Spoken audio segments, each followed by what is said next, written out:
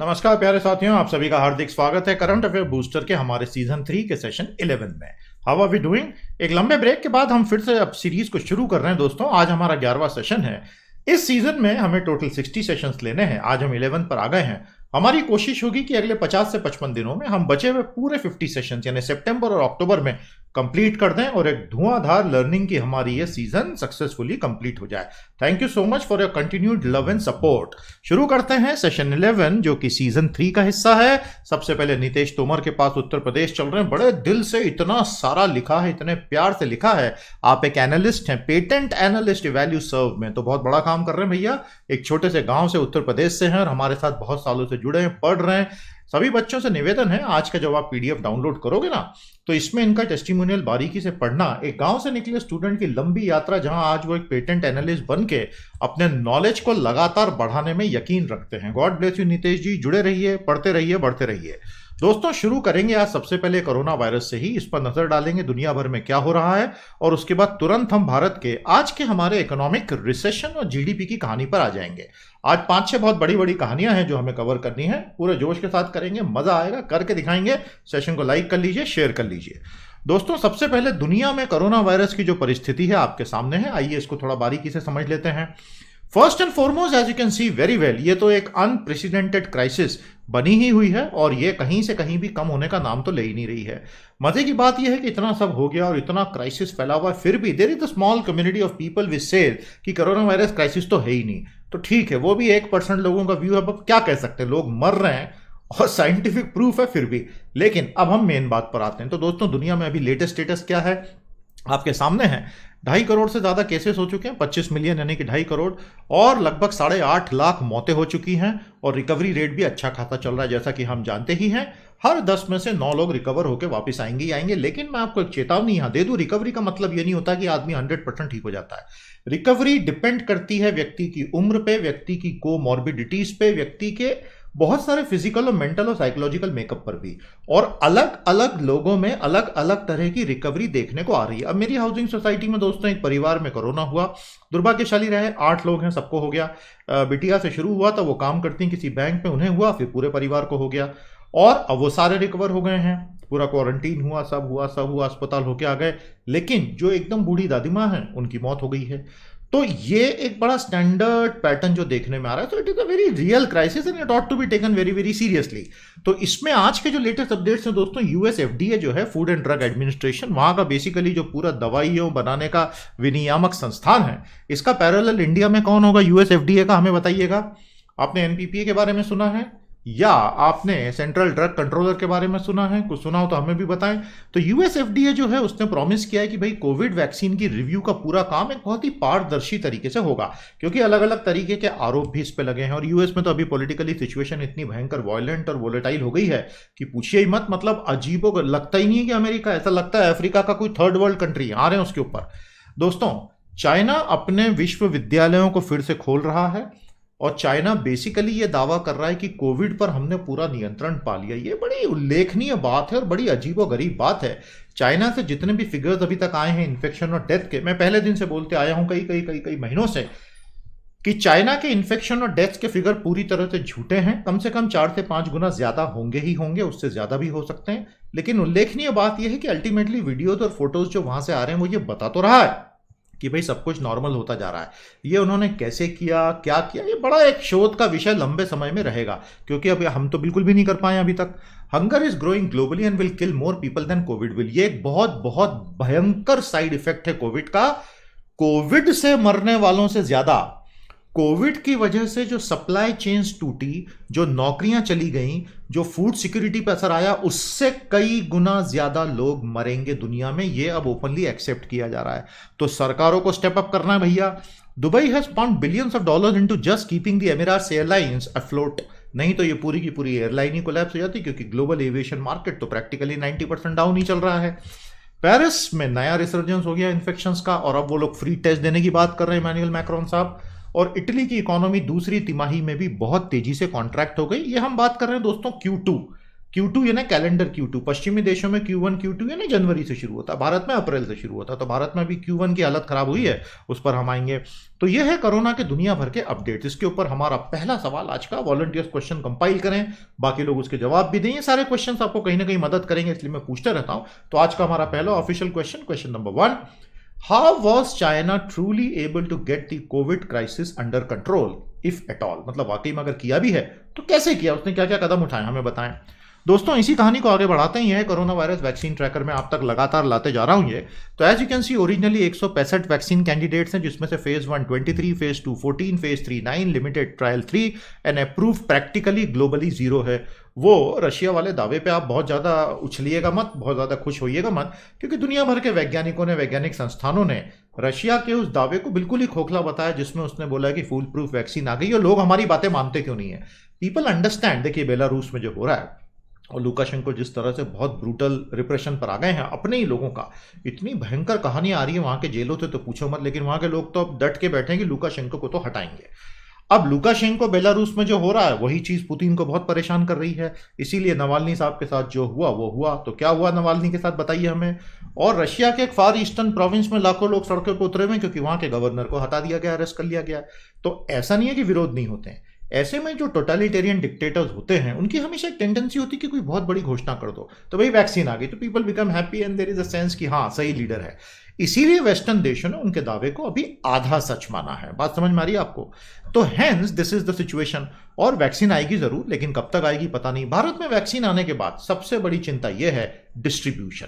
तो आज 1 सितंबर 2020 है। आज आपके साथ ये बात हमने चर्चा में ले ली है प्यारे दोस्तों कि भारत में वैक्सीन आने के बाद सबसे बड़ी चुनौती होगी उसका वितरण करके 138 करोड़ लोगों तक पहुंचाना। यकीन मानिए ये इतना सरल नहीं होगा। नॉर्मल समय में 2018-19 में भी मास वैक्सीन प्रोग्राम भारत में चले, इम्यूनाइजेशन चले, इंद्रधनुष प्रोग्राम चला है, उसमें भी सारे करोड़ों लोगों तक वैक्सीन लेकर जाना, टीका लगाना, लोगों को तैयार करना, उसमें बहुत मेहनत लगती है। और ये तो कोविड है, तो इसमें हर कोई चाहेगा पहले मुझे मिले, ब्लैक मार्केटिंग होगी, घूसखोरी होगी, फ्रॉड होगा, भीड़ की भीड़ टूट पड़ेगी primary health, secondary health centres पे। तो सरकार को अब बहुत जल्दी एक नेशनल प्लान घोषित करना पड़ेगा कि हम कैसे 138 करोड़ लोगों तक, 136 करोड़ लोगों तक, जितना भी वो मान के चलेंगे, वैक्सीन आने के बाद वैक्सीन पहुंचाएंगे। आई कैन अश्योर यू, पूरा का पूरा 2021 और पूरा का पूरा 2022 हमारी जनता को वैक्सीन पहुंचाने में, लगाने में, उनको इम्यून बनाने में निकल जाएगा। ये एक लंबी लड़ाई है दोस्तों, और आप और हम इसमें साथ हैं, उसके सिवा कोई ऑप्शन भी नहीं है। तो I hope you understand that this is a long battle, we are all part of it and the vaccine distribution is going to be a challenge. मेरा दूसरा ऑफिशियल सवाल आज का, why will vaccine distribution in India for covid be a real challenge? बताइएगा, सोच समझ के उत्तर दीजिएगा दोस्तों। और हमारे सारे एडमिनिस्ट्रेटिव मशीनरी के लिए ये एक बड़ी चुनौती है, और इसको सही ढंग से हम सुलझा सकते हैं। जब इतने बड़े चुनाव हो सकते हैं तो ये भी हो ही सकता है। अब आते हैं आज की हमारी सबसे बड़ी खबर पर, और वो है हमारी इकोनॉमी। इसके ऊपर मैं आपको काफी सारे इनपुट्स दूंगा, बारीकी से समझाऊंगा। बहुत सारी चीजें हैं, हम बहुत लंबे समय से सीजन 1 में, सीजन 2 में इस पर हमने इतनी बातें की हैं, तो आप लोगों को इकोनॉमी के बारे में तो बहुत सारी जानकारी मैं फर्स्ट हैंड आपको अभी तक दे चुका हूं। लेकिन अंततः वो आंकड़े आ गए जिसका सभी को डर था। तो आइए देखते हैं वो आंकड़े क्या हैं।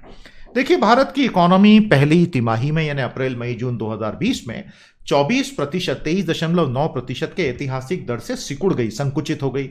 अब संकुचित होगी ये तो सभी को पता था, लेकिन ये बड़ा अच्छा चार्ट है दोस्तों। 1951 पंडित नेहरू के समय से लेके आज नरेंद्र मोदी के समय तक का एक वर्ष का पूरा ब्रेकअप आपके सामने है। बहुत ध्यान से देखिए, बहुत ध्यान से समझिए। 70 years of the Indian Republic GDP performance, इतना शानदार चार्ट है ये। आप जब पीडीएफ डाउनलोड करेंगे बारीकी से देखना, और हमें कमेंट हेड में बताइएगा पंडित नेहरू से लेके मोदी तक के सारे प्रधानमंत्रियों के नाम उसी ऑर्डर में। ये एक अच्छी मेंटल एक्सरसाइज है, तो बताइएगा कमेंट हेड में दोस्तों। 5वां रिसेशन चल रहा है आज। आपको ये लाल रंग की जो लाइनें दिख रही है ना, ये रिसेशन की लाइनें हैं, जब बहुत जबरदस्त संकुचन हो जाता है। भारत जैसी अर्थव्यवस्था में आज तक 5 रिसेशन आए, 5वें रिसेशन के बीचों बीच आज हम बैठे हुए हैं। लेकिन अभी तक हमारा 5वां रिसेशन जो 2020 में आया, the 5th recession we are undergoing right now, is very different in quality and structure from the first 4 recession. The first 4 were either because the agriculture failed, we had to import a lot of food grain, balance of payment was crushed, और the oil prices were very high and agriculture sector had done very badly, monsoon वगैरह वगैरह। इस बार यह है कि agriculture दौड़ रहा है घोड़े की तरह, अश्वमेध यज्ञ कर रहा है, वो तो अपना अलग ही। और इंडस्ट्री और सर्विसेज का पूरा कॉन्ट्रैक्शन और कोलैप्स हो गया है। मतलब ये एक बहुत ही अलग समस्या है भारत की, जो आज तक 70 सालों में नहीं आई, और इसीलिए इसको ठीक करना भी पुराने तरीकों से संभव नहीं होने वाला। ये बात तो खैर सरकार भी जानती है। तो दोस्तों, ये थे 4 रिसेशन, और 40 साल बाद आज आ गया है 5वां रिसेशन। लेकिन मजे की बात है, एक भी मीडिया, एक भी अखबार ये बोल ही नहीं रहा है कि हम रिसेशन के बीच में। टेक्निकली रिसेशन का मतलब होता है भैया 2 तिमाहियों में जब आपका जीडीपी संकुचित हो जाता है। तो प्रैक्टिकली तो हो ही गया ना, लेकिन ठीक है, हम 3 महीने और रुक जाएंगे। प्रोबेबली अक्टूबर नवंबर से ऑफिशियली बोला जाएगा, which is perfectly fine, technically हम समझते हैं। खतरनाक बात यह है कि जो संकुचन की मात्रा है वो बहुत डेडली है। आप देखिए 24% से कोई इकोनॉमी कॉन्ट्रैक्ट होती है, वो फिगर अच्छा नहीं होता है। अब यहां मैं आपको अपना एस्टिमेट देना चाहता हूं। देखिए, सीएसओ के प्रति हमारी सहानुभूति है। सीएसओ ने जितने भी आंकड़े जारी किए, मतलब एनएसओ ने, अब तो सीएसओ एनएसएसओ मिलकर एनएसओ बन गया। एनएसओ ने जो भी कल आंकड़े जारी किए, एक तो इस तिमाही में to collect data from thousands of data points across India must have been very tough, we understand it fully. एक एंगल वो है, और दूसरा एंगल ये है कि मेरा पर्सनल ऐसा मानना है कि फर्स्ट क्वार्टर में, अप्रैल मई जून में कॉन्ट्रैक्शन तो होना ही था, मतलब ये कोई अजीब बात तो है ही नहीं। और मेरा एस्टिमेट है कि हम 40 to 45% कॉन्ट्रैक्ट हुए होंगे। ये जो 24% है, मैं व्यक्तिगत रूप से इससे सहमत नहीं हूं। आई होप कि ये लोग सही हों। मेरा मानना है कि ये 40 से 45% का कॉन्ट्रैक्शन शायद हुआ होगा। मैं जीडीपी की बात कर रहा हूं, और मैं बात कर रहा हूं करंट टर्म्स में। तो फिर ये फिगर क्यों है, ये आप खुद सोचिए। और हमारा पूरा वर्ष का जो कॉन्ट्रैक्शन होगा, मेरा ऐसा मानना है कि 15, 20, 25% की रेंज में पूरे साल भर का कॉन्ट्रैक्शन होगा। अगले क्वार्टर से कॉन्ट्रैक्शन की अमाउंट धीरे धीरे कम होगी, क्योंकि अनलॉक हो रहा है। ये एक बहुत नॉर्मल सा मैं लॉजिक दे रहा हूं दोस्तों। आप 90 दिनों की पहले तिमाही में 50 दिन तो सब कुछ बंद था। तो जब सब कुछ बंद था, प्रैक्टिकली जीरो एक्टिविटी थी, how can the contraction be so low? और बाकी समय ऐसा तो है नहीं कि हम दौड़ने लग गए थे। तो ये मेरा एक, मैंने आपको एंगल दिया, आप खुद सोचिएगा, और आप डिसएग्री कर सकते हैं, कहीं कोई दिक्कत नहीं है। तो ये है 24% कॉन्ट्रैक्शन की ऑफिशियल रिपोर्ट। अब इस बारे में किसने क्या कहा था, देखिए लेफ्ट साइड में आप जो देख रहे हैं ना, low down GDP growth production for first quarter. तो अलग अलग लोगों ने, इंडसइंड बैंक ने तो 40% का बोल ही दिया था, आईसीआईसीआई बैंक ने 32% का बोला था। तो ऐसा नहीं है कि लोगों का ये एस्टिमेट नहीं था, लेकिन फाइनली फिगर 24 का आया है। अब दुनिया भर के साथ कंपैरिजन कर रहे हैं। दूसरा ग्राफ राइट साइड में जो स्क्रीन पर है, यहां पर हम बात करें प्यारे दोस्तों जून क्वार्टर की, यानी कि अप्रैल मई जून की, ठीक है। हालांकि अलग अलग देशों में Q1 अलग होता है, Q2 अलग होता है, लेकिन महीनों को कंपेयर करेंगे तो बात एक ही हो जाएगी। बात समझ रहे हैं कि नहीं? तो अमेरिका में लगभग 9.5% का कॉन्ट्रैक्शन जून में हुआ, यूके में लगभग 22%, फ्रांस में 19%, जर्मनी 11%, इटली 17%, जापान 10%। चाइना अकेला है जो अलग ही घोड़ा भगा रहा है, बोल रहा है मेरा 3% से ग्रोथ हुआ है। इस फिगर को मैं सच नहीं मानता हूं। मेरा मानना है कि पक्के से ये झूठा फिगर है। ये फिगर 0 भी हो सकता है, 1% भी हो सकता है, माइनस में भी हो सकता है। अभी तो शी जिनपिंग साहब को बचाना, उनकी इमेज को आगे बढ़ाना, और वो 10 अलग अलग फ्रंट जो खोल के बैठ गए, जिसमें से लद्दाख एलएसी एक फ्रंट है, उस पर बस उनको विजेता दिखाना। अभी तो पूरी कम्युनिस्ट पार्टी सिर्फ एक यज्ञ में लगी हुई है। So the chances that even that figure में बी कंप्लीटली बोगस और प्रिटी हाई। अब जहां तक भारत का सवाल है, तो किसी भी ढंग से देखें तो इन सबसे ज्यादा कॉन्ट्रैक्शन पहले क्वार्टर में हमारा हो गया है। ये अच्छी बात इसलिए नहीं है क्योंकि इसका रियल इंपैक्ट हमारे जॉब्स पर आएगा, हमारे एम्प्लॉयमेंट पर आएगा, और वो आना शुरू ऑलरेडी हो चुका है। तो ये अभी तक के आंकड़े आपको सारे समझ में आ गए, एग्जाम्स के लिए बहुत जरूरी है। मेरा पहला सवाल, मतलब अभी आज का हमारा तीसरा सवाल नोट करेंगे। Comment on the character of the 4 recessions in India and how is the 5th recession in 2020 totally different. ये एक बहुत बहुत अच्छा सवाल है, ये परीक्षाओं में आ सकता है, तो जवाब दीजिएगा। तो दोस्तों, अच्छी खबर ये है, अब मतलब अच्छी खबर क्या बोलूं, लेकिन खबर ये है, आपके सामने है पूरी कहानी।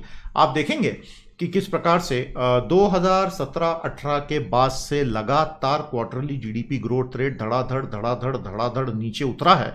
तो ऐसा नहीं है कि सिर्फ इसी साल कोविड में हुआ, ये तो हम पहले सीजन 1 सीजन 2 में बता ही चुके हैं।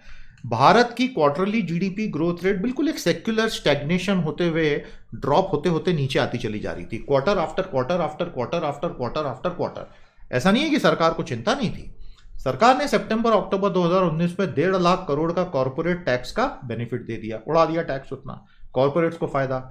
बदले में सरकार ने बोला आप इन्वेस्ट कीजिए, कॉर्पोरेट्स ने इन्वेस्ट किया, ठेंगा, तो वो 1.5 लाख करोड़ चला गया पानी में। कॉर्पोरेट उतने हद तक अमीर हो गए, उनकी अपनी वैल्यू बढ़ गई, उनके शेयर्स बढ़ गए, क्योंकि प्रॉफिटेबिलिटी बढ़ गई, क्योंकि टैक्स कम हुआ। तो सरकार को कहीं ना कहीं वो झटका भी एक लगाई हुआ है 1.5 लाख करोड़ का, जिससे इन्वेस्टमेंट इंजन का सोचा था। तो सरकार की कोशिशें भी काम नहीं करी, और अब आ गया कोविड। नहीं तो अदरवाइज ये 3.3 जो आपको दिख रहा है ना, एक बहुत अच्छा सवाल लोग पूछते हैं मुझसे कि सर अगर कोविड नहीं आता तो इकोनॉमी का क्या होता। मेरा ऐसा मानना है कि जो स्टैग्नेशन चल रहा था ये चलता रहता।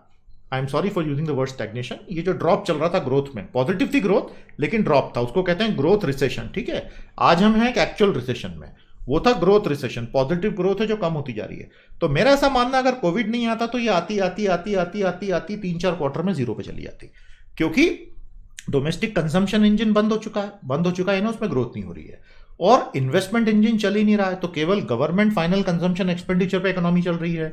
तो वो अल्टीमेटली कम होते होते होते होते होते 1%, आधा परसेंट, 0% पे 2-3 क्वार्टर में आती, unless the governments national infrastructure pipeline project would have become successful. और वो हो भी सकता है। तो अब वो तो एक हाइपोथेटिकल क्वेश्चन है, क्योंकि कई बच्चों ने पूछा था, इसलिए मैंने जवाब देना उचित समझा। अब आइए आज की रियलिटी पर। तो बधाई ये हो कि भैया एग्रीकल्चर अच्छा कर रहा है, थैंक गॉड, क्योंकि हमारी 60% आबादी उसके साथ जुड़ी है। लेकिन 60% आबादी डायरेक्टली तो एग्रीकल्चर में है नहीं, फार्म एलाइड एंड रूरल तीनों में है। और रूरल एक्चुअली एग्रीकल्चर से या दूसरे ढंग से कहूं तो कृषि जो है वो हमारे ग्रामीण क्षेत्र का एक छोटा हिस्सा है। कृषि इज इक्वल टू ग्रामीण नहीं होता है। तो फार्म सेक्टर ओवरऑल अच्छा कर रहा है, लेकिन हमारे जीडीपी में वैल्यू वाइज दुर्भाग्यवश कृषि अब केवल 15% रह गया है। तो क्या हुआ था कि जून जुलाई में एक बहुत पॉजिटिव सेंस आया था, बहुत सारे आर्टिकल्स हमने डिस्कस भी किए थे आपके साथ कि भैया भारत में कृषि अच्छा करेगा और हम सबको तार ले जाएगा। लेकिन अब कृषि है ही 15%, तो वो बढ़ बढ़ के कितना बढ़ाएगा, और वहां कोई इतनी डिमांड थोड़ी आ जाएगी कि बचे 85% अर्थव्यवस्था को वो संभाल ले, तो वो नहीं होने वाला है। लेकिन एटलीस्ट माइनस में जाए उससे तो अच्छा है प्लस में जाए। अभी वो डिटेल फिगर्स में आपके साथ लूंगा, ये मैं लाया हूं सीएसओ की ओरिजिनल, एनएसओ की ओरिजिनल रिपोर्ट से, तो 1 मिनट रुकिए, उस पर आ रहे हैं। तो farm sector is doing good, but overall अगर हम बात करते हैं दोस्तों 23.9% माइनस Q1 में हम जाते हैं। ये हम बात कर रहे हैं जीडीपी की करंट प्राइसेस में। केवल पेरू और मकाऊ हैं जिनका जीडीपी हमसे नीचे गया, बाकी हम दुनिया में सबसे नीचे आ गए हैं। Government spending did not rise leading to a collapse in growth. देखिए, government final consumption expenditure actually ऐसे माहौल में ग्रो होता है और जीडीपी को बचा लेता है। सरकार पिछले कई क्वार्टर से सही ढंग से ऐसा करती आई थी। इस साल प्रॉब्लम यह है कि साल भर का फिस्कल डेफिसिट का टारगेट हमारा ऑलरेडी क्रॉस हो चुका है। जी हाँ, आपने सही सुना, साल भर का राजकोषीय घाटे का सरकार ने जो टारगेट सेट किया था वो ऑलरेडी पार हो चुका है। तो सरकार के हाथ भी बंधे हुए हैं और टैक्स कलेक्शन हो नहीं रहा है। उसी वजह से जीएसटी की अपनी दूसरी समस्याएं बनी, उस पर भी बात करेंगे आज। और Q2 विल बी -2। तो देखिए भारत में अब Q2, Q3, Q4 में क्या होगा, ये नेगेटिव ही रहने वाले हैं। तो लेकिन उनका नेगेटिव का अमाउंट कम होता जाएगा जैसे जैसे अनलॉकिंग होगी। और जब हम Q1 2021-22 में आएंगे तब शायद हम जीरो या पॉजिटिव ग्रीन शूट टेरिटरी में जाएं, या शायद तब भी नहीं जाए। ये तो अब समय के साथ पता चलेगा। इतनी वोलेटाइल सिचुएशन है कि आज खुद फाइनेंस मिनिस्ट्री हो या आरबीआई हो इतना लंबा प्रोजेक्शन करने की स्थिति में नहीं है, क्योंकि ट्रम्प जीतेंगे या हारेंगे, चाइना आगे क्या करेगा, there are so many variable, vaccine आएगा कि नहीं। Hence, for anyone to predict beyond 2-3 quarters is actually impossible and it's pure conjecturing. समझ में आई बात आपको? तो मेरा अगला सवाल नोट करेंगे दोस्तों, why is the farm sector in India not really in a position to pull the whole economy along? Bharat का कृषि क्षेत्र अपने आप पूरी इकोनॉमी को क्यों खींच के नहीं ले जा सकता? तो आइए दोस्तों आप समझते हैं जीडीपी करंट प्राइसेस में पहले क्वार्टर में और जीडीपी कांस्टेंट प्राइसेस में। जीवीए ये सप्लायर साइड होता है, तो इसमें वर्कर इनकम आ जाती है सारी की सारी, और जीडीपी जो है वो एक्सपेंडिचर साइड का होता है, इसलिए इसके अंदर 6 इंजन होते हैं, PFC, GFCA, GFCF, change in stock, valuable, export and import. ठीक है, ये 6 इंजन है बेसिकली। तो आइए करंट प्राइसेस में समझा देता हूं, बाकी कांस्टेंट में तो आपने बेस ईयर 2011-12 में करना है डिफ्लेटर लगा के, उसको छोड़िए। पीएफसी जो होता है ना दोस्तों, ये है भारत के जीडीपी की 60% कहानी। रेट ऑफ जीडीपी देख रहे हैं ना, 58.5, 57.1। प्राइवेट फाइनल कंजम्पशन एक्सपेंडिचर आप और हम सब लोग मिलके जो खर्च कर डालते हैं डोमेस्टिक कंजम्पशन, ये भारत की पूरी कहानी है जीडीपी की। अनफॉर्चुनेटली क्योंकि अब नौकरियां चली गई, लोगों के मन में डर बैठ गया, तो स्पेंडिंग इंजन धीरे धीरे पिछली 8 तिमाहियों में जो कम हुआ था वो अब जाके पूरी तरह से कोलैप्स हो गया। फिगर आपके सामने 2020-21 में टोटल स्पेंडिंग हुई है पहली तिमाही में 21,72,000 करोड़। पिछले साल ये हुई थी 28,77,000 करोड़। आप देख रहे हैं कितना ड्रामेटिक ड्रॉप है पीएफसी में। इसी वजह से तो जीडीपी गिर गया है दोस्तों करंट प्राइसेस में। तो आप बोलेंगे सर ये फिगर नीचे 23.9 का है, वो यहां मिलेगा आपको कांस्टेंट में। बात एक ही है, आप इसको अभी ये समझ लो। अब बात करते हैं जीएफसीएफ पॉइंट नंबर 3 पर। पिछले साल था 14,22,000 करोड़, अब घट के आधा रह गया 7,41,000 करोड़। मतलब इन्वेस्टमेंट इंजन टूट गया है। तो दोस्तों पॉइंट 1 और पॉइंट 3 जो है ना, पीएफसी और जीएफसीएफ, ये दोनों मिलके भारत के जीडीपी का 2019-20 में 60% और 28% होते थे। अब इन्वेस्टमेंट इंजन प्रैक्टिकली आधा हो गया पिछले साल से। अगर ग्रॉस फिक्स कैपिटल फॉर्मेशन नहीं हो रहा है, कैपिटल इन्वेस्टमेंट नहीं हो रहा है, तो आने वाले क्वार्टर्स में जीडीपी कहां से बनेगा? केवल डोमेस्टिक कंजम्पशन से। उसके लिए लोगों को यूबीआई देना जरूरी है, लोगों के अकाउंट में सीधा पैसा डालना जरूरी है। लोग खर्च क्या करेंगे? नौकरियां जा रही हैं। तो ये दो हमारे इंजन है। आई होप आप उस धोखे में नहीं है कि भारत एक एक्सपोर्ट ओरिएंटेड इकोनॉमी है। हम एक एक्सपोर्ट ओरिएंटेड इकोनॉमी है ही नहीं। हमारा मर्चेंडाइज एक्सपोर्ट $300 बिलियन पे 7 सालों से फिक्स है, प्लस माइनस 10%। तो बेसिकली 100 बातों की एक बात यह है कि अनलेस सरकार अगला बड़ा स्टिमुलस जल्दी से ले आए तो बात बनेगी नहीं। तो ये तो हो गई इंजन वाली बात। तो जीडीपी की वो इक्वेशन आपको याद है ना दोस्तों, 9th-10th क्लास में पढ़ते हैं सभी लोग। GDP is consumption plus investment plus government plus net export C plus I plus G plus X minus M. वो सारे इंजन आपको जीडीपी में मिल जाएंगे। लेकिन जीवीए में कहानी बदल जाती है। यहां वर्कर इनकम की बात आती है। सेशन में बोर्ड तो नहीं हो रहे, बोर्ड टेक्निकल तो नहीं हो गया दोस्तों। ये हमारा 11वां सेशन है सीए बूस्टर सीजन 3 का। 50 और होंगे, टोटल 60 का वादा था। कोशिश करेंगे अगले 50 से 55 दिन में पूरा ये सीजन हम कंप्लीट करें। साथ बने रहिएगा, देखते चलिए, शेयर कीजिए, लाइक कीजिए, टेस्टिमोनियल लिखते चलिए, जरा जोश हमारा भी बढ़ाइए। तो जीवीए में क्या होता है कि लोग कहां कहां काम करते हैं वो सेक्टर कवर होते हैं। बहुत ध्यान से देख लो। एग्रीकल्चर, फॉरेस्ट्री, फिशिंग ये बढ़ गया, बधाई हो बधाई हो बधाई हो। और बाकी के सारे कोलैप्स हो गए। लास्ट कॉलम में आप देख सकते हैं माइनिंग क्वारिंग 41% से डाउन, मैन्युफैक्चरिंग 40% से डाउन, इलेक्ट्रिसिटी गैस 5% से डाउन, कंस्ट्रक्शन 50% से down, trade, hotel, transport, communication 47% से डाउन। इसमें सबसे चिंताजनक है कंस्ट्रक्शन का डाउन होना लॉकडाउन की वजह से। हम समझते हैं ना, ये तो हम भी जानते हैं कि लॉकडाउन की वजह से ये कोलैप्स हुआ है। ये कौन इंकार कर रहा है? पॉइंट ये नहीं है, पॉइंट ये है कि इससे कितना जल्दी हम बाहर निकलेंगे। और जब देश की इकोनॉमी में इतना व्यापक संकुचन आता है तो इतिहास इस बात का गवाह है, 1930s का अमेरिका इस बात का गवाह है प्यारे दोस्तों, कि सरकार को मैदान में कूदना पड़ता, because government is the only 800-pound gorilla which can pull the economy out of the ditch. Franklin Delano Roosevelt का न्यू डील जिसने अमेरिका को ग्रेट डिप्रेशन से निकाला, और लकीली तो वो हिटलर से लड़ भी पाए, नहीं तो वो लड़ भी नहीं पाते। आज भारत सरकार को उसी प्रकार फ्रैंकलिन डिलानो रूजवेल्ट वाला न्यू डील लाने की जरूरत है। अभी तक वो डील आई नहीं है। तो आप देख रहे हैं जीवीए में क्या जबरदस्त कॉन्ट्रैक्शन हुआ है। तो यह है कहानी हमारी इकोनॉमी की। सारे सेक्टर्स आपके सामने हैं। Surprisingly point number 8 public administration, defence and services, इसमें भी माइनस हो गया। पिछले कई तिमाहियों में यह हमेशा प्लस में रहता था। सरकार एक्स्ट्रा खर्चा करके जीडीपी को बचा के ले जाती थी, इकोनॉमी को बचा के ले जाती थी। वो इस बार नहीं किया है। तो दोस्तों ये कहानी है हमारे जीडीपी और जीवीए की। ये टेबल सारे मैंने एनएसओ के ऑफिशियल पीडीएफ से ही लिए हैं। आपने भी डाउनलोड कर ही लिया होगा, नहीं किया है तो कर लीजिएगा, कम से कम ये फाइल तो कर ही लेना। तो दोस्तों यहां हमारा एक सवाल है आपसे, comment on the present trend in the 4 major engines of Indian GDP. ठीक है, बहुत अच्छा सवाल है, दीजिएगा जवाब। हमारे सीए साहब, मैं हमेशा कहता हूं, बड़े प्यारे व्यक्ति हैं, हमेशा मुस्कुराते रहते हैं, कितनी भी बड़ी आपत्ति आ जाए। उन्होंने ये कहा है जो मुझे बहुत अच्छा लगा सुन के, India will now witness a sharp we shape recovery. इंशाअल्लाह आपके मुंह में घी शक्कर मालिक, बिल्कुल होना चाहिए। हम सब चाहते हैं ऐसी वी शेप रिकवरी हो।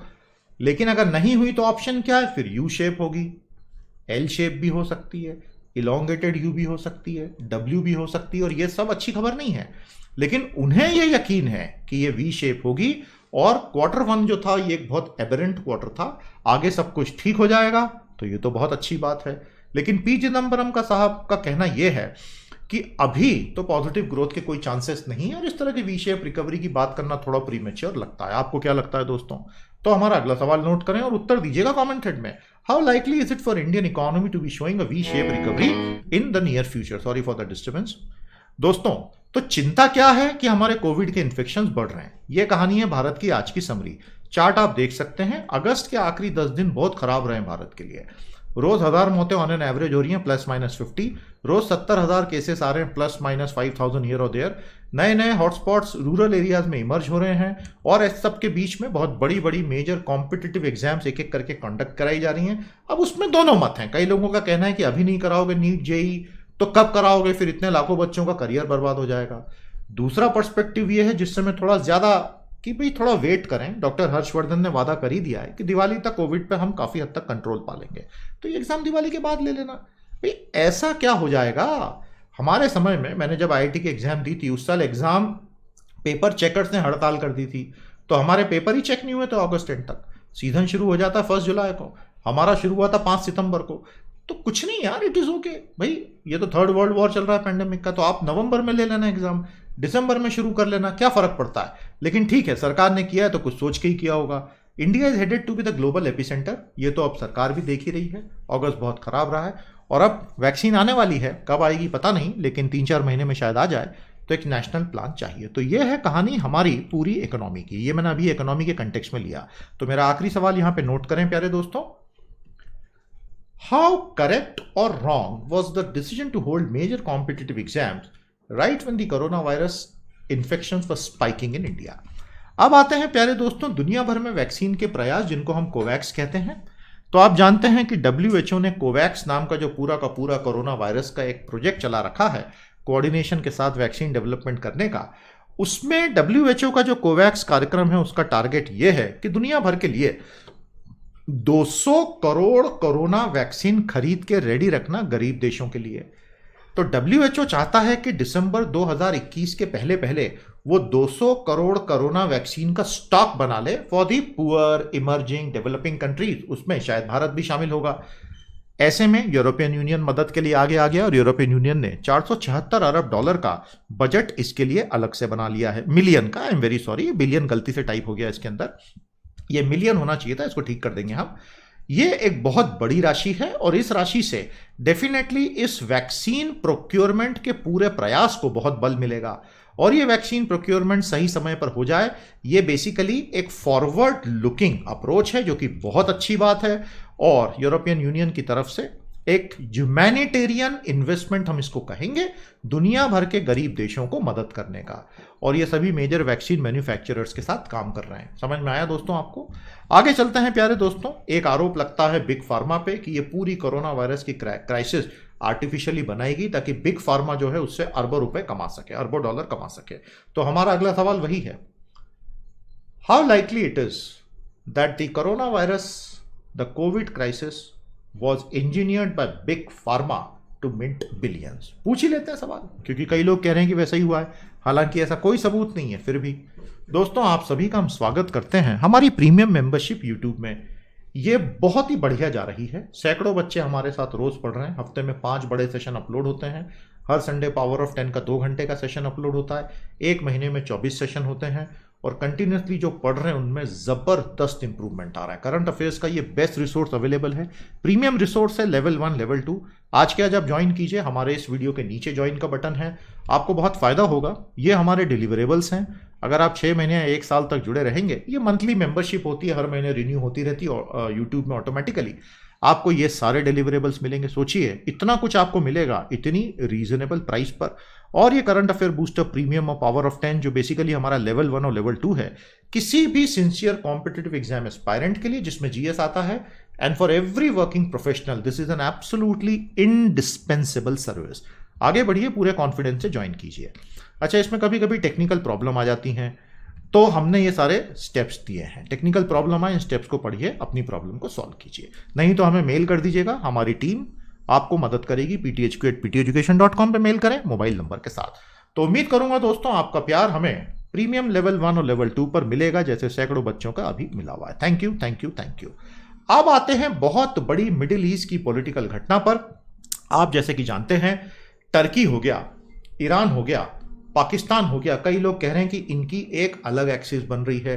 टर्की के तो सम्राट हैं रजब तैयब अर्दोआन, उनमें तो एकदम से सुन्नी मैसियनिज्म जाग उठा है और वो तो ऑटोमन एम्पायर को फिर से जिंदा करना चाहते हैं, 61 मुस्लिम देशों को एक साथ बनाना, तो वो एक अलग ही ट्रेजेक्टरी पे चल रहे हैं। लेकिन वो सब का एक नतीजा ये हुआ है कि a lot of other countries are now taking, I mean, they are forgetting their mutual animosities and they are coming together. One of the best examples of this reactionary politics is this. तो आप जानते ही हैं, Iran जिस प्रकार का realignment करता नजर आ रहा है, उसको देखते हुए इजराइल अरब दुनिया के साथ दोस्ती का हाथ बढ़ा चुका है। इसमें पैलेस्टाइन शामिल नहीं है, क्योंकि इजराइल तो पैलेस्टाइन की भूमि पर ही बना हुआ है, जो पहले हुआ करती थी 1945-49 के बीच में। इजराइल अपनी जमीन छोड़ेगा नहीं, लेकिन अरब देशों के साथ दोस्ती कर चुका है। UAE, Israel, kingdom of Saudi Arabia, USA, इन चारों के प्रतिनिधि इस पिक्चर में आपको दिख रहे हैं। और ये ऐतिहासिक फ्लाइट जिसमें ये सारे लोग एक साथ आए हैं, केएसए की टेरिटरी के ऊपर से ये फ्लाइट गई, जो आज तक नहीं हुआ था। अब ये कितना यूजफुल है, कितना स्टेबल रहेगा, ये आने वाले 10 सालों में पता चली जाएगा। तो overall the complete politics of middle east is undergoing a tectonic shift. Iran पूरी तरह चाइना की गोद में जाके बैठ गया है, और टर्की, ईरान, पाकिस्तान की एक अलग एक्सिस बन रही है, और टर्की एक पूरी सुन्नी मेसियनिज्म और ऑटोमन एम्पायर को फिर से खड़ा करना की बातें करने लग गया है। और ये पैरेलल दूसरी चीज शुरू हो गई है। इसके साथ तीसरी चीज है कि अमेरिका का तेल पर मिडिल ईस्ट पर निर्भरता हो गई है जीरो, क्योंकि America has become the top most oil producer country in the world. और ऑयल का कंजम्पशन तेजी से गिर गया है कोरोना वायरस क्राइसिस के कारण। मतलब 2020 में सब कुछ होगा, ऐसा भगवान ने तय करके भेजा है कि भाई 2020 में सब कुछ ही कर डालो। मतलब 2021 बहुत अच्छा जाने वाला है। बच्चे खुश हो गए सुन के, अच्छी आ रहे, तुम्हारे चेहरे पे खुशी रहे, हम तो यही चाहते हैं। तो प्यारे दोस्तों, हमारा अगला सवाल, what are the major realignments which are happening in the Arab world और rather Middle East today. Ayanjeet Paul Purulia Bengal से हमारे साथ जुड़े हैं। आप बहुत ही शानदार घोड़े पर घुड़सवारी करते दिखाई दे रहे हैं, और मुझे बहुत खुशी है कि आपने इतना एक अच्छा इंटेलेक्चुअल टेस्टिमोनियल लिखा। सभी लोग इसको जरूर पढ़िएगा। अयनजीत, गॉड ब्लेस यू। पढ़ते रहिए, बढ़ते रहिए बेटा। और चित्र आपने बड़ा खूबसूरत अटैच किया है। China on top of the value chain. आज का सेशन हमारा थोड़ा सा लंबा होगा। अरे भाई, बोर तो नहीं हो जाओगे, भाग तो नहीं जाओगे? पढ़ते रहो, बढ़ते रहो। हम कहते हैं नॉर्मली 20-20 मिनट के होते हैं। आज हम फिर से लंबे समय बाद सीरीज को शुरू किया, अब कंटिन्यू करेंगे, तो सोचा आज थोड़ा अच्छा बहुत सारी चीजें एक साथ पढ़ाते हैं। अब ये जो मैं पढ़ाने जा रहा हूं, इसको बहुत ध्यान से समझना। देखिए, बेसिकली गुड्स जो होते हैं ना इंडस्ट्रीज में, capital good, intermediate good, raw material और कंज्यूमर गुड्स, अलग अलग प्रकार से वस्तुओं को परिभाषित किया जाता है। कैपिटल गुड, मशीन जिससे वस्तुएं बनती हैं, कैपिटल गुड्स। फिर आते हैं इंटरमीडिएट गुड्स, मध्यवर्ती वस्तुएं। फिर आते हैं कंज्यूमर गुड, उपभोक्ता वस्तुएं, शैम्पू हो गए, सोप हो गए। और फिर आते हैं रॉ मटेरियल। किसी भी देश में चारों चीजें बन सकती हैं, capital good, intermediate good, consumer good, raw material. इनमें सबसे महत्वपूर्ण, सबसे क्रिटिकल होती है कैपिटल गुड, वो मशीन जिससे आगे प्रोडक्ट बनते हैं। अब हम बात करेंगे दुनिया में कैपिटल गुड्स का चैंपियन कौन। इससे पहले कि मैं आपको बताऊं कि चाइना चैंपियन है, एक चीज आपको बता दूं कि भारत की मर्चेंडाइज एक्सपोर्ट्स में कैपिटल गुड्स का बहुत बड़ा शेयर है। So India is a big exporter of machinery. लेकिन अब हम बात करेंगे चीन की। बहुत ध्यान से देखिएगा कैपिटल गुड्स स्टोरी। चाइना ऐसे ही खुद को अमेरिका का रिप्लेसमेंट नहीं बता रहा है। चाइना जो बोल रहा है ना कि आने वाले कुछ सालों में मैं अमेरिका को ही रिप्लेस कर डालूंगा, और उसके लिए वो ई रेनमिन भी लेकर आ गया, और उसके लिए वो इतनी सारी मार काट यहां वहां मचाए हुए, जो कि गलत बात है। ऐसे हवा में खोखली बातें नहीं कर रहा है वो। ये चार्ट देख के समझ में आ जाएगा आपको। China is now the world's biggest producer and exporter of capital goods। और आप देखेंगे कि कैसे पिछले 30 से 35 सालों में अमेरिका का पूरा शेयर एक्सपोर्ट्स में धड़ाम से नीचे होकर 10% हो गया है, और चाइना का 24% हो गया। ये बहुत स्ट्रेटेजिक है, ये बहुत इंपॉर्टेंट है। दूसरे अनेक देश पूरी तरह चाइना की मशीनरी पर निर्भर हो चुके हैं। टेबल आपके सामने है। और चाइना के एक्सपोर्ट्स में रॉ मटेरियल एक्सपोर्ट एकदम कम कर दिया है, और कैपिटल गुड एकदम बढ़ गया। मतलब कंज्यूमर गुड एक्सपोर्ट भी चाइना का कम है, लेकिन कैपिटल गुड ज्यादा है। This means they are very very serious about it. और ये आने वाले सालों का तरफ एक इशारा है कि एकदम से चाइना को रिप्लेस करने के लिए कोई देश ने अगर हथौड़ा मार अप्रोच रखी, माफी चाहता हूं, मेरी बिल्डिंग में आज कंस्ट्रक्शन का काम चल रहा है, थोड़ी आवाजें आएंगी आपको। किसी देश ने अगर रातों रात कट ऑफ करने की कोशिश की, तो वो खुद के पैर पे कुल्हाड़ी मार लेगा। कैसे? कैपिटल गुड का रिप्लेसमेंट आप एकदम से नहीं कर सकते, क्योंकि डोमेस्टिक इंडस्ट्री उसको एकदम से रिप्लेस नहीं कर सकती है। आपको बात समझ में आ रही है? तो मेरा अगला सवाल नोट करें। Comment on the overall evolution of China's exports as far as capital goods are concern. तो इस चार्ट की पूरी समरी आपको कमेंट हेड में देनी है। दोस्तों, शिंजियांग में जो वीगर मुसलमानों के साथ चीन ने पिछले 10 सालों में किया, वो तो अपने आप में लेजेंड हो गया है। ह्यूमन राइट्स वायलेशन के केस में तो कहते हैं कि जो हिटलर ने यहूदियों के साथ किया, उससे शायद एट पार ही ये कर रहा है।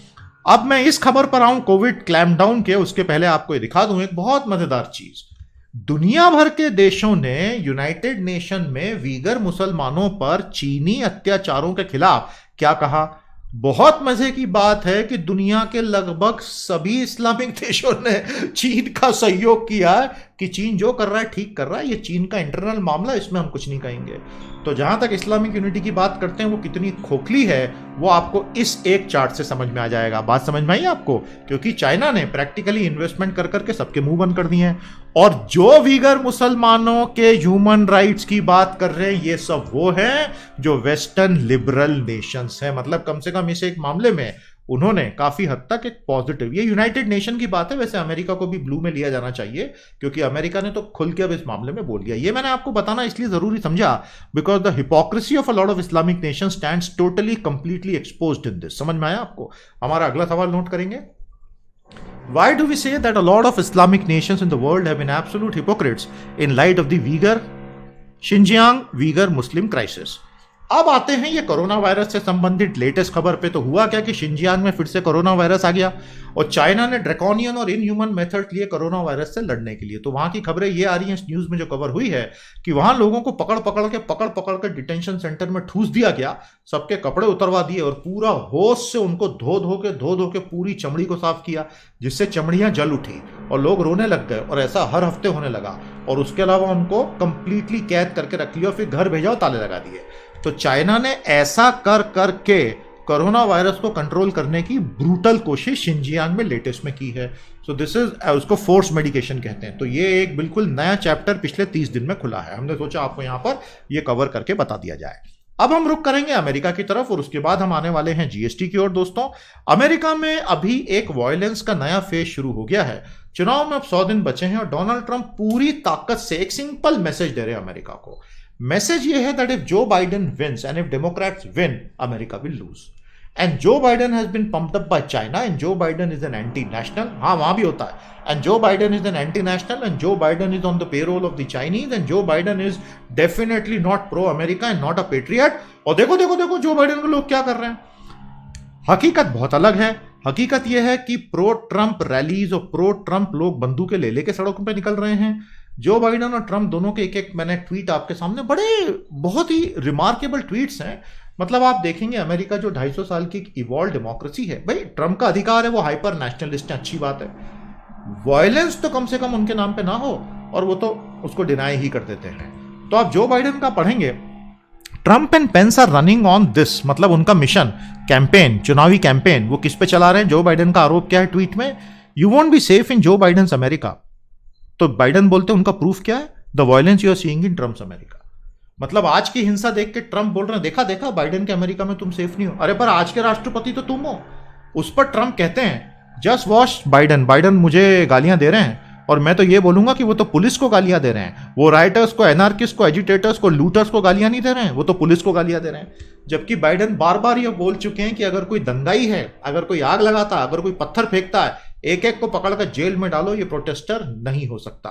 तो बड़ा इंटरेस्टिंग फेज अमेरिका की राजनीति में है। 3 महीने में ओवर हो जाएगा, by November we will be clear. और अगर 4 साल डोनाल्ड ट्रंप का और आता है तो एक चीज तो तय है, there will be a massive technology war between America and China और दुनिया के हर देश को कोई ना कोई साइड चुननी पड़ेगी। तो आपको क्या लगता है कौन जीतने वाला, हमें जरूर बताएं। और हमारा अगला सवाल नोट करें, why has violence suddenly flared up in the American states just prior to the American presidential elections 2020?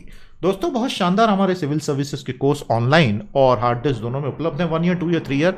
हमारी टीम से बात करें, जानकारी लें, आपको बहुत अच्छा लगेगा। बहुत प्यारे प्यारे कोर्सेज हैं, आपको बहुत बहुत फायदा होगा।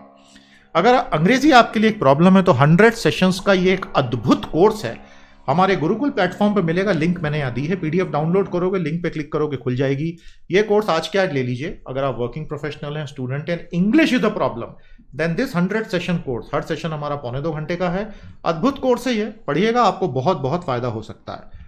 अगर आप इस साल परीक्षा दे रहे हैं, अगले साल परीक्षा दे रहे हैं, कोई भी गवर्नमेंट एग्जाम, 375 से ज्यादा स्कीमों का एक मास्टर कंपाइलेशन आपके सामने है। ये है वो कंपाइलेशन, एक सिंगल पीडीएफ जो लैपटॉप और पीसी पर आप अच्छे से पढ़ सकते हैं। Go ahead and purchase it, link दे रखी है हमने। अब आते हैं जीएसटी पर। इस पर हम एक अलग से सेशन तब में इसी वीक लाने वाले हैं, उसके बाद शिंजो आबे पर आएंगे। जीएसटी राव में हम बात करेंगे प्यारे दोस्तों, इस पर तो मैं पूरा सेशन आपके लिए अलग से लाने वाला हूं। तो फाइनली वही हुआ जिसका डर था। जब 2017 1 जुलाई को सारे स्टेट्स एक साथ आए थे अरुण जेटली जी के समझाने पे, सबने कानून बनाया, सब जुड़ गए। बेसिक वादा यह था कि 15-16 में तुमने जितना टैक्स कमाया 17, 18, 18, 19, 19, 20, 20, 21, 21, 22 में 14%, 14%, 14%, 14%, 14% की ग्रोथ में तुम्हें दिला दूंगा। ये वादा था जेटली साहब का, सबने मान लिया, कानून बन गया, अमेंड हो गया कॉन्स्टिट्यूशन, प्रॉपरली सोवरेन गारंटी आ गई। मतलब केंद्र सरकार ने जुबान दी है भाई, तो केंद्र सरकार की जुबान तो भगवान की जुबान से बड़ी होती है भाई। केंद्र सरकार तो सामने प्रत्यक्ष है। नाउ कॉम्पनसेशन सेस से ये 14% अगर ग्रोथ ऑटोमेटिकली नहीं हुई तो हम भरपाई कर देंगे, अल्कोहल पे लगाएंगे, एसयूवीज पे लगाएंगे, टोबैको पे लगाएंगे और आपको दे देंगे। अब इकोनॉमी में तो डाउन टाउन आ गया और पैसा कमाना ही कम हो गया, और अब आ गया कोविड, तो केंद्र सरकार ने पल्ला झाड़ लिया और बोला कि भाई नहीं कर सकते, तुमको हम बोरोइंग के 2 ऑप्शन दे रहे हैं, तुम करो। This is I mean the worst that could have happened, क्योंकि स्टेट्स अब ये बिल्कुल साफ बोल रहे हैं कि यही करना था तो आप हमें लेकर क्यों आए। आपको अगर सोवरेन गारंटी ही फुलफिल नहीं करनी है तो आपने 14% बोला क्यों। बात तो सही है ना, मतलब वादा आप ही ने किया था। तो कंपनसेशन सेस के शॉर्टफॉल में government of India should borrow and give the money to the state. सरकार बोल रही है कि तुम बोरो करो और तुम खुद मैनेज करो, उसमें हम तुम्हारी मदद करेंगे।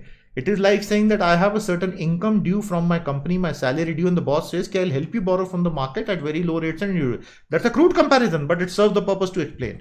तो इस वजह से दोस्तों खतरा ये पैदा हो गया है कि पूरा का पूरा जीएसटी सिस्टम टूट सकता है अगर स्टेट्स ने मानने से इनकार कर दिया, जो कि 8 से 10 स्टेट्स ने साफ मना कर दिया है कि हम नहीं मानते। हम क्यों माने, हमारे पास पैसा ही नहीं, आप हमको हमारा हक दे दो, नहीं तो हम आए नहीं होते। So now what will happen, no one knows. एक पूरा नया जीएसटी बनाने की अब आवश्यकता, लोग खुलकर बोलने लग गए। सरकार नहीं बोल रही है ऐसा, स्टेट्स बोल रहे हैं, एक्सपर्ट्स बोल रहे हैं। आगे आगे देखिए होता है क्या। मेरा अगला सवाल नोट करें, why is there a sudden fracture in the perception about GST effectiveness in India. काफी बड़ी खबर है दोस्तों, क्योंकि सेंटर स्टेट रिलेशन इस पे दांव पे लग जाएंगे। शिंजो आबे साहब भारत के बहुत अच्छे दोस्त, अनफॉर्चुनेटली 65 वर्षीय शिंजो साहब को अल्सरेटिव कोलाइटिस की बीमारी कई सालों से परेशान कर रही थी। इस साल पैंडेमिक आने के बाद इतनी भयंकर तनाव की स्थिति से वो गुजरे कि बीमारी और बिगड़ गई होगी, ऐसा मेरा असेसमेंट है, और उन्होंने छोड़ दिया। अभी 1 साल उनकी प्राइम मिनिस्टरशिप का बचा था। ओलंपिक्स 2020 को वो चाहते थे कि उनके करियर का हाई पॉइंट बन जाता। हाइड्रोजन सेल की हजारों कारें उन्होंने टोक्यो में चलवा दी, सबकी भाई फ्यूचर।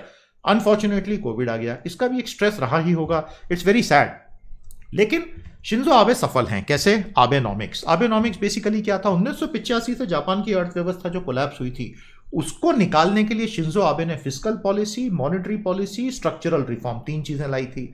और इससे जापान को डिफ्लेशन से निकालने में और एक थोड़ा बहुत इन्फ्लेशन लाने में वो सफल हो गए थे। जो अमीर बूढ़े होते और कैपिटल सरप्लस देश होते उनमें समस्या होती कि इन्फ्लेशन ही नहीं होता है क्योंकि डिमांड कम होती है। आबेनॉमिक्स इस प्रॉब्लम को सॉल्व करने में सफल हुआ था, इसलिए वो हमेशा याद रखे जाएंगे। We wish him all the best for a great health ahead, और उनका कंट्रीब्यूशन वर्ल्ड इकोनॉमी में और खासतौर पे भारत के एक बड़े अच्छे दोस्त रहे और हमेशा रहेंगे, यही उम्मीद की जा सकती है। हमारा अगला सवाल नोट करें दोस्तों, एक्सप्लेन द कॉन्सेप्ट ऑफ आबेनॉमिक्स। इस पे सवाल बिल्कुल बन सकता है, तैयारी रखिएगा। दिल्ली से अविनाश तिवारी हमारे साथ जुड़े हुए हैं, सालों से जुड़े हुए हैं, पढ़ रहे हैं। Thank you Avinash, God bless you, जीवन में आप सफल हो बेटा, यही हमारी शुभकामना है। बाकी के बच्चे फटाफट जरा टेस्टिमोनियल लिखना शुरू कर दो। आज के हमारे 2 एडिटोरियल्स हमने रखे हैं, 2 ही बड़े टॉपिक अभी चल रहे हैं, जीएसटी और economy.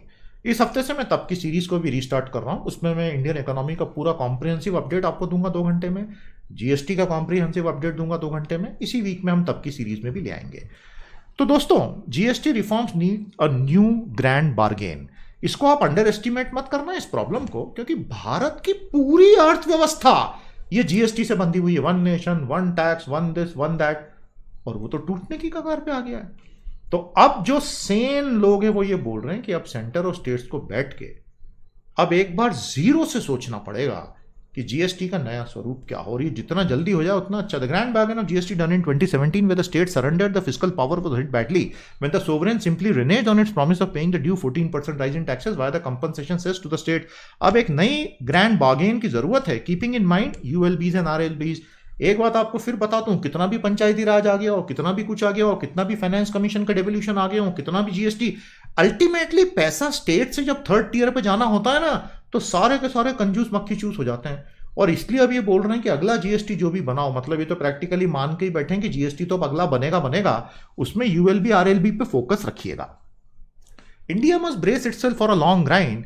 Basically R K Patnaik कह रहे हैं कि 2020 का जो कॉन्ट्रैक्शन अर्थव्यवस्था में आ गया वो इतना नाटकीय है कि प्राइवेट कंजम्पशन और कैपिटल इन्वेस्टमेंट, याद करो मैंने बताया था ना, C plus G plus I plus X minus M, उसमें C और I की बात हो रही है, जो कि 55% 15% के आसपास है। पिछले साल वो 60% और 28% हुआ करते थे। वो दोनों कोलैप्स होने का नतीजा ये होगा कि आने वाले क्वार्टर्स में अचानक से राइज नहीं होगा। भारत सरकार को पूरी ताकत से इसको बाहर निकालने की कोशिश करनी चाहिए।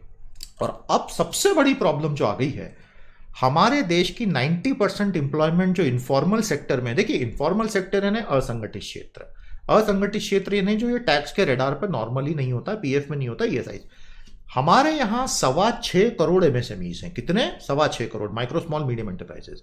देश के एक्सपोर्ट्स का 50%, जीडीपी का 40 से 45%, इंप्लॉयमेंट का 90%। और ये MSME सेक्टर की आज की रिपोर्ट है, हर 3 में से 1 MSME बंद हो रहा है। It is a spine chilling news. लेकिन अब ये है, सरकार चाहे तो इसको रिवर्स किया जा सकता है, अभी भी कुछ नहीं बिगड़ा। लेकिन दोस्तों ये सिर्फ सरकार ही कर पाएगी, अब ये आप, मैं और कॉर्पोरेट नहीं कर पाएंगे। अभी इसके आगे निकल चुकी है बात। दोस्तों हमारे दोनों चैनल्स को सब्सक्राइब कर लीजिएगा, कंट्रीब्यूशन देते चलिएगा pteducation.com/contribute पे। Thank you so much. अगर आप हमारे साथ कंटेंट के लिए जुड़ना चाहते हैं, रास्ते खुले हैं, pteducation.com/content इंटर्न पर अप्लाई करें, हमारी टीम आपसे बात करेगी। कल लेकर हम हाजिर होंगे सेशन 12, जैसा मैंने कहा। अब बचे हुए हमारे पूरे के पूरे 50 सेशन 60 तक के हम कोशिश करेंगे कि अगले 5, 6, 7 हफ्तों में हम पूरे कंप्लीट कर दें विद इन अक्टूबर। आपका प्यार और सहयोग बना रहे। नमस्कार, जय हिंद।